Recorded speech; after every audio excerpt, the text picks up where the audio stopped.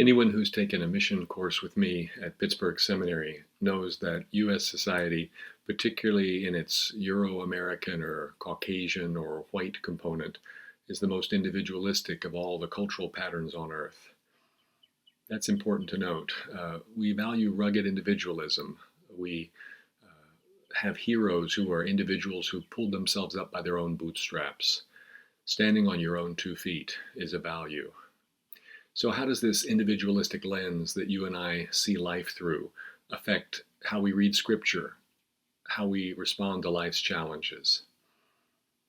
Across Latin America, indigenous communities tend to think and act much more collectively, like the various members of one body. Last week, I was invited to preach via Zoom to about 47 families of the Evangelical Presbyterian Church in the indigenous community of Santa Barbara, located 15,000 feet up in the Andes Mountains of central Peru. I had lived in the community for several months in the early 2000s while doing research for my dissertation.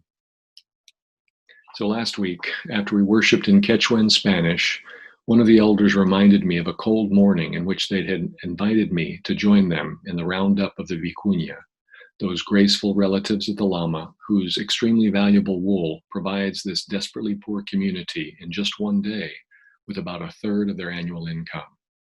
Early that morning, sometime before 3 a.m., we arose, joined hands, and slowly walked up the sides of the steep hill to gather the vicuña herd into a fenced corral. After these beautiful, untamed animals were calmed, the wool of several of them was sheared and a ceremony performed, thanking God and asking God to bless and multiply the herd. What sticks with me to this day is how the Santa Barbara community approached their important mission.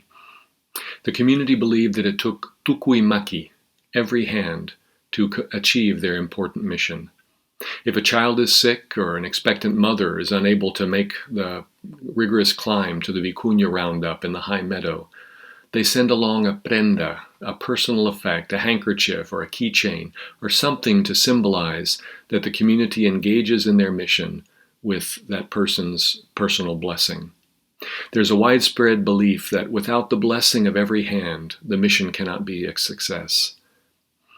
I don't know about you, but I was raised in a culture that, in tough times, taught me to hunker down, lock my doors, and work harder.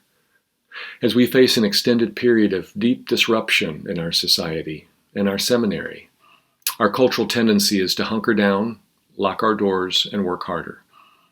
But the folks in Santa Barbara, I'm certain, would remind us that we're merely members of the same body. Elder Olmedo Wamani taught me this: the more difficult our challenges, the more we need each other. Perhaps this season of disruption invites you and me to follow the gospel counterculturally, to unlock our doors, and to reach out to our neighbors. What do you think?